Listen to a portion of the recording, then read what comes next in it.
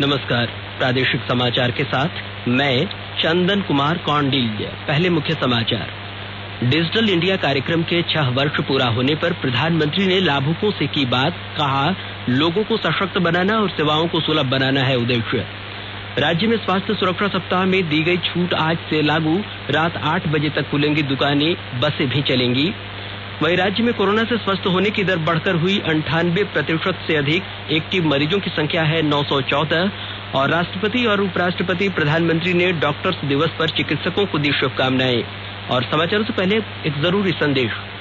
देश भर में 18 वर्ष से अधिक आयु के सभी लोगों के लिए सरकारी केंद्रों में निःशुल्क टीकाकरण अभियान चलाया जा रहा है। हमारे युवा श्रोताओं से अपील है कि वे कोविड रोधी टीका जरूर लगवाएं और दूसरों को भी इसके लिए प्रेरित और सहयोग करें। कोरोना महामारी के प्रति आप कोई भी लापरवाही न बरतें, क्योंकि कोरोना अब भी हमारे लिए बड़ा खतरा बना हुआ है। जब तक आवश्यक न हो घर से बाहर न निकलें और इन आसान उपायों का पालन करें। मास्क लगाएं, 2 गज की सुरक्षित दूरी बनाए रखें, बार-बार हाथ धोएं और चेहरा साफ रखें। कोविड से संबंधित जानकारी और मार्गदर्शन के लिए राष्ट्रीय हेल्पलाइन काम कर रही है। इसके नंबर हैं 011-2397-8046 और 1075। इसके अलावा राज्य हेल्पलाइन नंबर 104 डायल कर समस्या का त्वरित समाधान लिया जा सकता है। और अब समाचार विस्तार से। डिजिटल इंडिया कार्यक्रम के 6 वर्ष पूरा होने पर आज प्रधानमंत्री नरेंद्र मोदी ने इसके लाभुकों से बातचीत की। यह योजना 1 जुलाई 2015 से शुरू की गई थी। डिजिटल इंडिया कार्यक्रम का उद्देश्य लोगों को सशक्त बनाना और सेवाओं को सुलभ बनाना है। प्रधानमंत्री ने दीक्षा प्लेटफॉर्म, ई नाम योजना, ई संजीवनी आदि के लाभार्थियों से भी बात की और जानना चाहा कि उन्हें इसका क्या फायदा हुआ और इस प्लेटफॉर्म की जानकारी उन्हें कैसे प्राप्त हुई। प्रधानमंत्री ने कहा कि डिजिटल इंडिया 21वीं सदी में भारत के सशक्त होने का जय घोष है। इससे सरकार और जनता के बीच की दूरी कम हो रही है। प्रधानमंत्री ने कहा कि डिजिटल लॉकर से दस्तावेजों को संभाल कर रखना आसान हुआ है। वहीं 1 नेशन 1 राशन कार्ड का संकल्प पूरा होने से गरीब और मजदूरों को इसका लाभ मिल रहा है। डिजिटल इंडिया ने गरीब को मिलने वाले राशन की डिलीवरी को भी आसान किया है। ये डिजिटल इंडिया की ही शक्ति है कि 1 नेशन 1 राशन कार्ड का संकल्प पूरा हो रहा है। अब दूसरे राज्य में जाने से नया राशन कार्ड नहीं बनाना होगा। एक ही राशन कार्ड पूरे देश में मान्य है।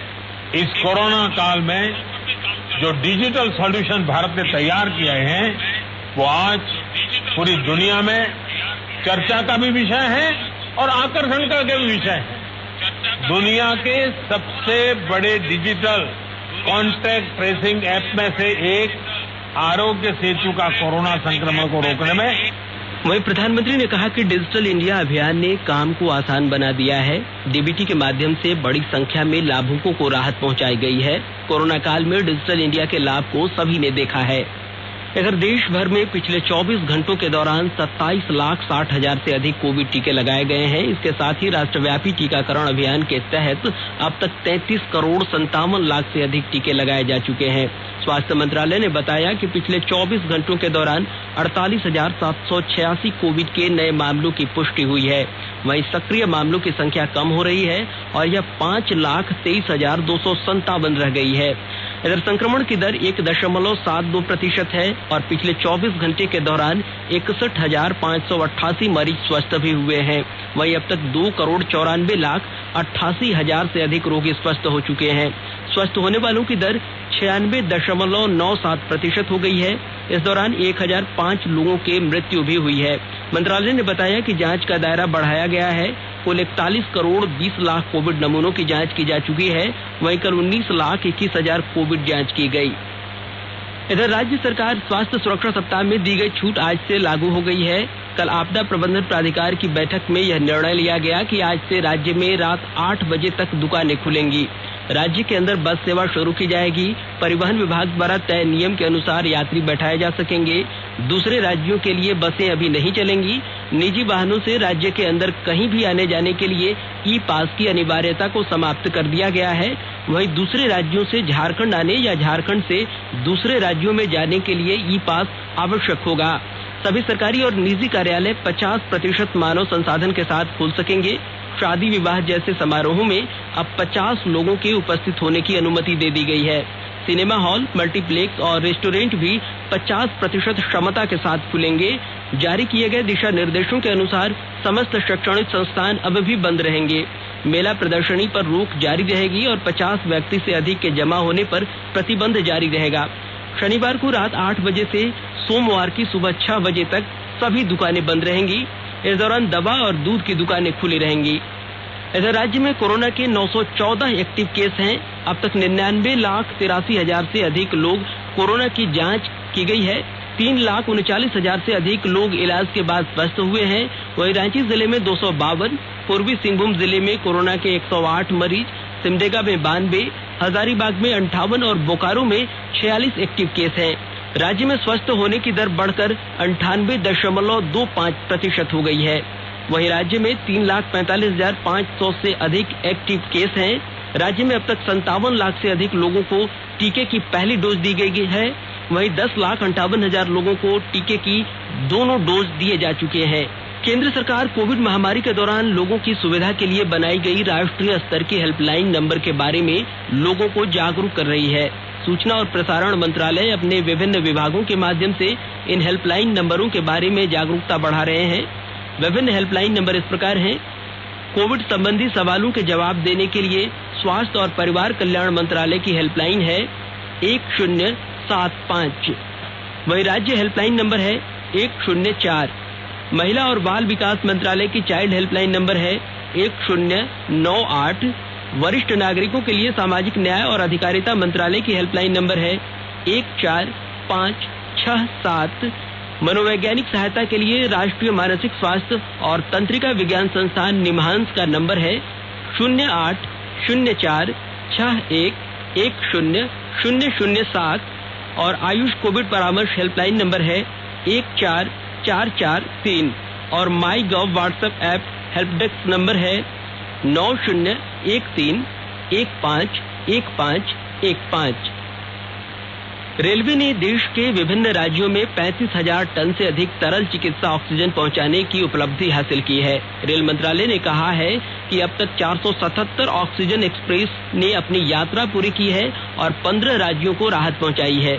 ये राज्य हैं झारखंड, उत्तराखंड, कर्नाटक, महाराष्ट्र, मध्य प्रदेश, आंध्र प्रदेश, राजस्थान, तमिलनाडु, हरियाणा, तेलंगाना, पंजाब, केरल, दिल्ली, उत्तर प्रदेश और असम। रेलवे पश्चिम में हापा, बड़ौदा, मुंद्रा और पूर्व में राउरकेला, दुर्गापुर, टाटानगर और आंगुल से ऑक्सीजन लेकर विभिन्न राज्यों में पहुंचा रहा है। आकाशवाणी के ताजातरीन समाचारों के लिए आप हमारी वेबसाइट newsonair.com पर लॉग इन कर सकते हैं। ताजा समाचार Twitter handle @AIR news alerts और Facebook page all India radio news पर भी उपलब्ध है। आप प्रादेशिक समाचार एकांश के ट्विटर हैंडल @AIR news_रांची और फेसबुक पेज, इंस्टाग्राम पेज और YouTube channel AIR news Ranchi पर भी हमारे बुलेटिन सुन सकते हैं। प्रादेशिक समाचार आप आकाशवाणी रांची से सुन रहे हैं और अब पेश है कोरोना से बचाव के कुछ संदेश। कोविड-19 से बचाव और सुरक्षित रहने के 3 उपाय। मास्क लगाएं, 2 गज दूरी है जरूरी, सुरक्षित दूरी रखें, हाथ और मुंह साफ रखें।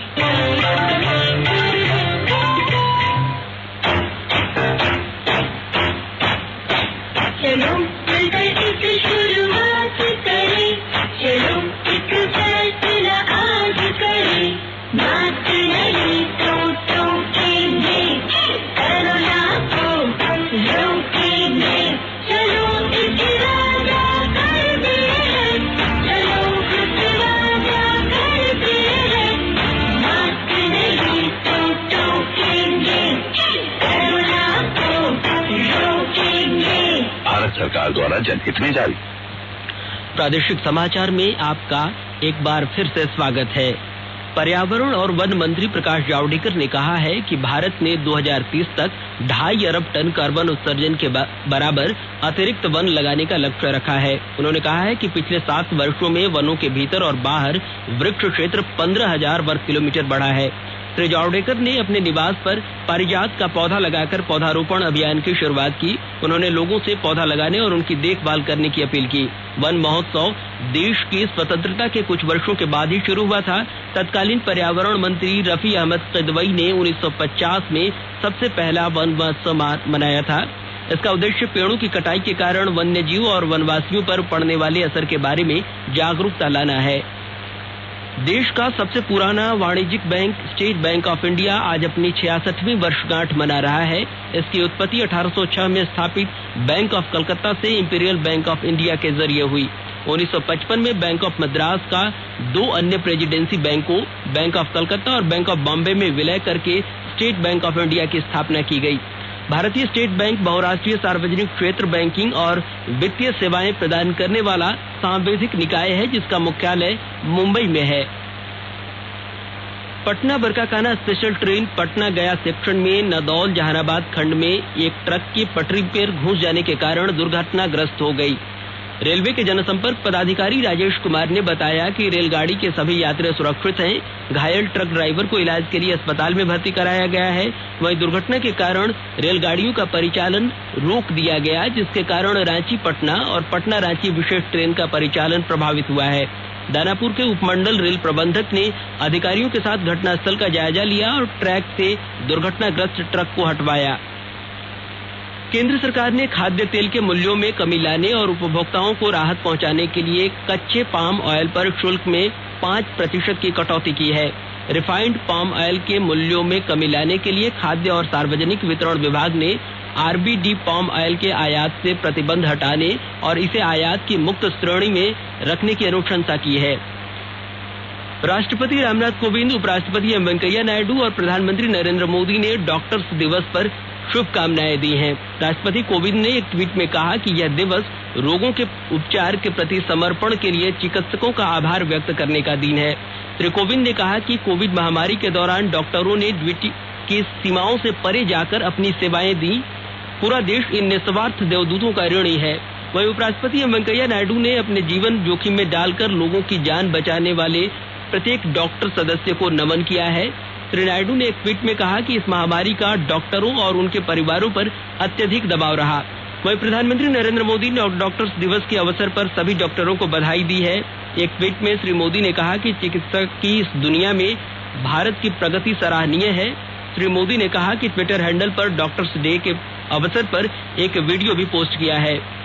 इसमें पिछले रविवार को मन की बात कार्यक्रम में उन्होंने अपने विचार साझा किए थे। इधर सूचना और प्रसारण मंत्री प्रकाश जावड़ेकर ने भी राष्ट्रीय डॉक्टर्स दिवस पर चिकित्सकों और स्वास्थ्य कर्मियों को नमन किया है। उन्होंने कहा कि कोरोना महामारी से लोगों की जान बचाने में इनकी भूमिका महत्वपूर्ण रही। वहीं प्रधानमंत्री नरेंद्र मोदी ने चार्टर्ड अकाउंटेंट्स दिवस पर सभी चार्टर्ड अकाउंटेंट्स को शुभकामनाएं दी हैं। एक ट्वीट में उन्होंने कहा कि भारत की प्रगति में इस समुदाय की महत्वपूर्ण भूमिका है। उन्होंने चार्टर्ड अकाउंटेंट्स से उत्कृष्टता पर ध्यान केंद्रित रखने का आह्वान किया ताकि भारतीय कंपनियां विश्व स्तर पर श्रेष्ठ रूप से उभर सकें। कोडरमा जिला प्रशासन अवैध रूप से बालू का कारोबार करने वालों के खिलाफ लगातार छापेमारी कर रही है। आज सुबह तिलैया थाना क्षेत्र के मोरियावा और सतगावा थाना क्षेत्र में छापेमारी कर कई बालू लदे ट्रैक्टर को जब्त किया गया। आरोपी ट्रैक्टर चालकों के खिलाफ कार्रवाई की जा रही है। इससे पहले भी कल डुमचांच, मरकच्चो और चंदवारा प्रखंड में अवैध बालू परिवहन करते हुए कई ट्रैक्टर और हाईवा को जब्त किया गया था। जिला खनन पदाधिकारी महेश सरकार ने कहा कि बालू के अवैध कारोबार के खिलाफ कार्रवाई लगातार जारी रहेगी।